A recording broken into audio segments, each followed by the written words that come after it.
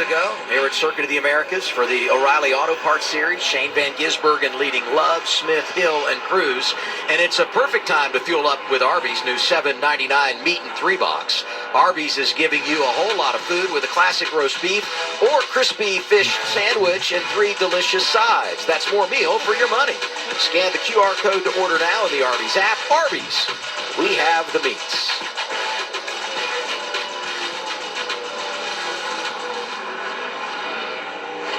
Corey Day, he's just hounding. He's been he got loose right there. That's turn 6A.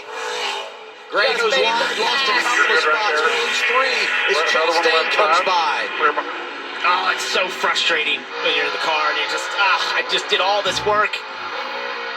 Now we're on board with Zilich, who's making his way through the field. I mean, as if Zilich needed any help. Yeah. Gray is compromised, and here comes the one, trying to get back to the top 10.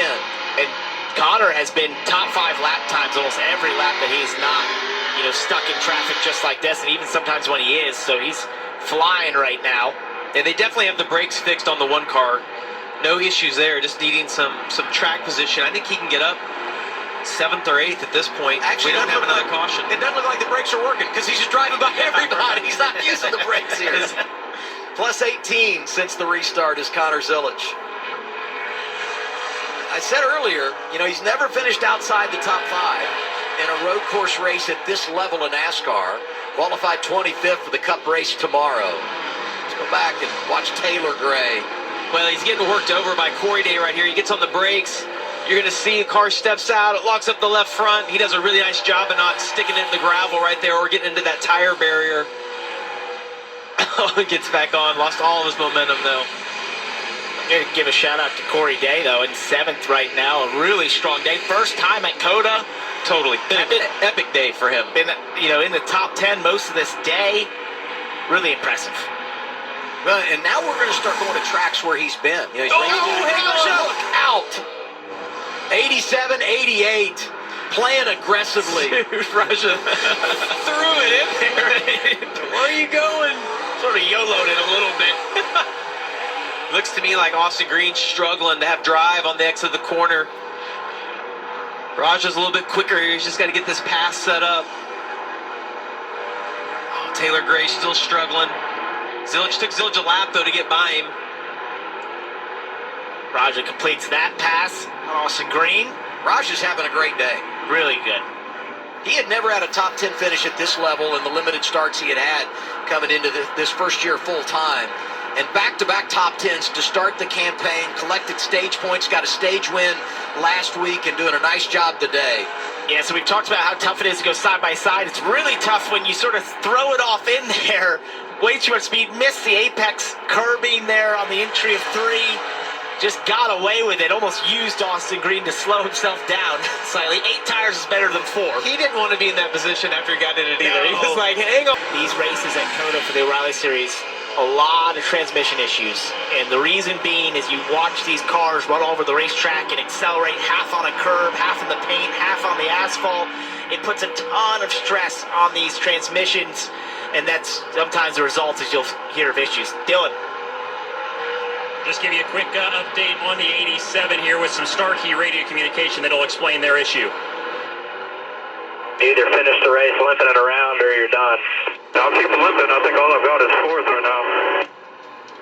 Yeah, that's what it sounded like when Austin came by. You heard the engine. This is a really low RPM. Ryan Ellis went for a ride. Kyle Sieg in the 28 trying to take advantage. Same place that we saw Taylor Gray get loose. I think he had a little bit of help there, had a car on his inside. Shoved him out.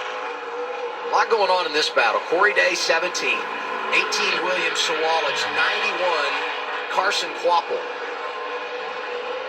Echo Park Automotive Restart Zone. 5 to go in Circuit of the Americas. Nick Sanchez throws a big block on Sammy Smith there, trying to cover the inside. Sammy Smith right down the boulevard, coming up the hill. They're getting out of line to the inside. Sam Mayer going for the race lead. 4 wide. Shane Van Gisbergen is there, coming through in the 9. It's going to be SVG who leads him to the S's. Austin Hill gets a really good run on the exit of turn 2. He's going to be in the right place in turn 3. What about SVG, though? He just backed up by. did the exact same thing we saw earlier in the race. Sam Mayer was in perfect position, but just completely overcooked turn one. Went way too far out wide. Connor Zilic was outside the top 10. He's up to 8th and gaining ground. A couple of young drivers from Toyota racing for position. Cruz and Sawalage. Just behind them as Nick Sanchez was leading there as we came to restart back in 11th outside the top 10 in just half a lap. Raja Caruth hanging around trying to get another top 10. Been a great day for the 91 of Carson Quapple. He's right there as well. Yeah, Carson's found himself in a good position right here. He's had a great day. 5 laps to go to get a great finish. See if he can get a couple of more positions right here. This is when it gets tight here, the tires squealing. Everyone's pushing right now as hard as they can when you're bunched up like this. Oh, contact! Watch Shane Van Gisbergen right here. Does that huge crossover. You see, he gets his car slowed up. Mayer gets it a little deep. Shane gets turned, pointed on the throttle.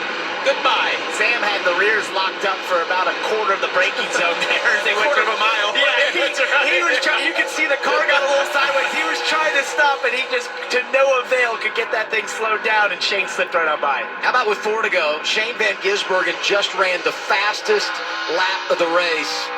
On board Connor Zilic, who's 7th now. What about the guy two cars in front, Corey Day?